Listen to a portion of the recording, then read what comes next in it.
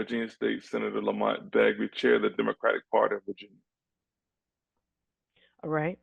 Senator Bagby taking over for Chairwoman Susan Swecker, who had almost, had a nearly 10-year tenure. What will be different about your leadership for the party? Well, we're going to build off what Susan Swecker did. There's a lot of work for us to continue. She'll be right there with us as we do this work. And what we want to do is make sure we win in November. There's a lot of things at stake, but it all hinges on us winning in November. Folks are hurting, and it's more pain to come from not only DC, but right here in Virginia. The governor just handed us back a budget where he vetoed uh, a ton of stuff that helps working Virginians and our young students and teachers in the classroom. And so we want to make sure that we protect them. We want to protect the ballot box.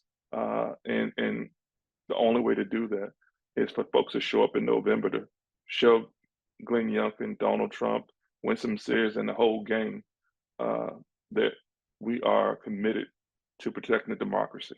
Since you mentioned Governor Youngkin's dealings with the economy, he recently said that Virginia's economy is strong, hoping to quell fears of financial fallout from President Trump's federal cuts. Do you agree? That's day to day with the governor. When he first came in, he said that Virginia economy was in the ditch.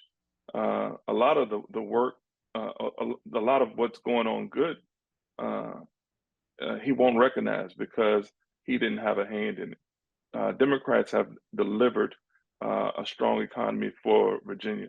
I just point to the fact that over 25 years, for over 25 years, the Republicans had held the majority uh, in either the House or the Senate, and for the most part, both.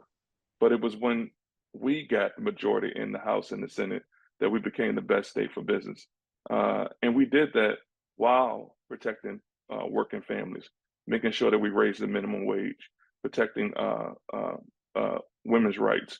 Uh, so we've done the work, and he's taking the credit. Not only what we've done in Virginia, but I think about what what we did when we had the majorities in Congress and Joe Biden was president. Uh, that's when we were able to get support from DC as opposed to them taking away jobs uh, and dismantling the Department of Education. We had a working partner, and while we don't have a working partner in DC right now under Trump and Elon Musk, we must be focused on winning Virginia because we're not only protecting Virginians, we are protecting many individuals, and particularly women in the South that don't have access to reproductive health care. Governor Youngkin just signed off on some progressive bills introduced by Democratic leadership to tackle maternal health disparities, protect reproductive health data, even election finance reform. But he vetoed a record number of measures, including the $15 minimum wage hike, the Prescription and Affordability Board, and others election security measures. So, what's your response to him on that? Well, the response is we are going to vote against sustaining his vetoes. But the reality of it is the Republicans here are going to be voting lock and step with them. And that's why we need to increase our majorities. And we're anxious and excited about the work ahead because we have an opportunity to pick up even more seats in the House of Delegates in this coming election. Uh, uh, Vice President Harris won 8 seats, 8 House seats here in the Commonwealth of Virginia, and we're going to go after each one of those and more. The way that we combat this is winning in November. Governor Youngkin won in 2021 the gubernatorial election for after Virginia largely voted for Democrat then President Joe Biden. Why do you think that happened, and how have Democrats responded, or what have they done to make sure that that doesn't happen this time around? Well, we're going to be making sure that we are going after votes in the bluest and the reddest areas. We're going to be in rural areas. We're going to be in suburban areas. We're going to be in every part of the Commonwealth. And so what I believe is true is folks have seen that Glenn Youngkin will fold uh, at the drop of a dime for Trump and Elon Musk. Uh, for a long time, he and Winsome Sears wouldn't be caught in a photograph with Trump. Uh, Trump, being the bully that he is, has convinced them that they must stand beside him.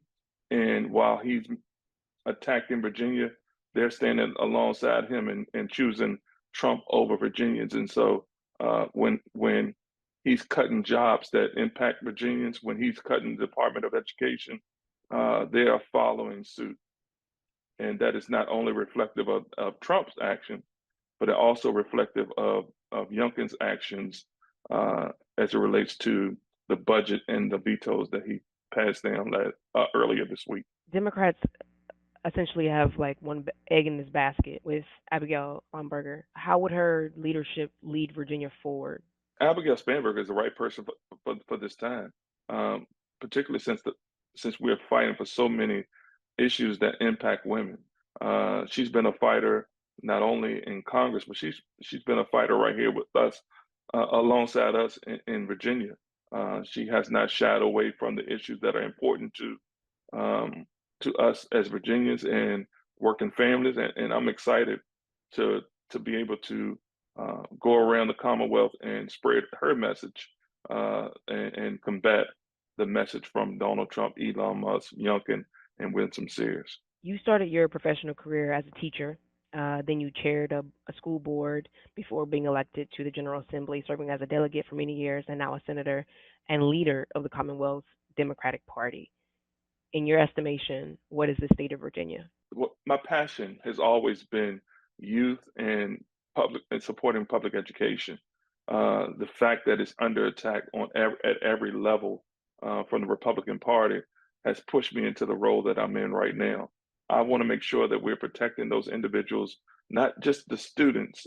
They're first and foremost, but there are teachers that are struggling with the uncertainty and fearful of what's about to come down from Congress, and we don't have any protection. Glenn Youngkin is not going to protect Virginians, and Winsome Earl Sears is not going to protect our classrooms. They've showed us time and time again who they are and who they're fighting for, and it's not our students, it's not our teachers, and it's definitely not our parents. And so what we want to do is make sure that we provide some stability, particularly uh, as Trump and Elon Musk cut the Department of Education. We're going to be the only saving grace for our public education system here in the Commonwealth of Virginia, and we need to make sure that we're protecting our classrooms and particularly those individuals that have special needs. That is why we have the Department of Education on the federal level, and I am so concerned about states where they won't have the support. But my goal is to make sure that Virginia does have the support that they need to withstand the storm that's about to come as a result of the irresponsible actions of Donald Trump and the lack of defending Virginian classrooms, like Glenn Youngkin and Winsome Sears. Winsome Sears is presumed to be the heir of Governor Youngkin's seat, but now she has challengers in the race. Do you see this broader field of Republicans as a potential threat to how much messaging you can get out, or do you see it as an opportunity to be more concise with the messaging? It doesn't matter which one of them is at the top of their ticket. They're going to be getting their playbook from Donald Trump. And that is the sad space that we're in. I work with all three of the potential candidates on the Republican side for governor, and I know that they won't be fighting for working Virginians and students and teachers. They will be lockstep with Donald Trump, and that is exactly what we don't need. We need to be fighting for these working families and our young people because they need us the most right now. I know we hear this every election. This is the most important election, but I really feel like uh, people see what's going on and they want to do something about it. And the only way I see us being able to really com- combat what's going on in in DC, led with Elon Musk and Donald Trump, is making sure that we have Democrats uh, uh, in the as governor, lieutenant governor, and AG, and we increase our margin in the House of Delegates. That is the way that we will be able to make sure that Virginians get their fair wages, they get the leave that they need. We protect our education system. We protect our reproductive system, our reproductive health care. We protect health care, Medicaid, Social Security. We protect our investments in schools, roads. All those things are under attack. And it's not as if we're speculating what will happen. It's happened on a federal level in just his first 2 months, and Glenn Youngkin has been at it ever since he's been governor, and he has not stopped even up until as uh, recent as this week when he passed down those vetoes on our budget and a lot of legislation that I just mentioned. He vetoed those legislation where we were attempting to make lives better for Virginians. Is the messaging strong? Is it tight? How are you getting that message to voters to help them make their decision in the ballot box this June? Yeah, the message is clear. The message is clear. We need to combat what's going on in DC with Donald Trump and Elon Musk. We need to combat what's going on here with uh, Glenn Youngkin and Winston Earl Sears. Families are hurting and they need our support. And we're not developing the message here in this bubble. The people are developing the message. The people are the ones that are coming to us, telling us what's going on, and we're hearing these horror stories day in and day out about folks getting pink slips or getting emails to say that they're locked out of their job workspaces. We're getting communications day in and day out about how programs are being cut at universities, at our public schools that support equity and inclusion. And we know what the opposite of diversity is. We know what the opposite of equity is, and we know what the opposite of inclusion is. And so we want to make sure that we are supporting Virginians, and that's going to be our message, not just up until November, but that's going to be the message as we turn things around and get back on good footing. Right now in elections is very partisan, but at the end of the day, the work is for the voters, is for Virginians. How is the Democratic Party working across the aisle or plan to work across the aisle once this election is concluded to deliver for Virginia voters? I wish like hell there was an opportunity for us to convince them to focus on Virginians, but I know their playbook, and their playbook uh, is written by the same architects that wrote Project 2025 and Donald Trump.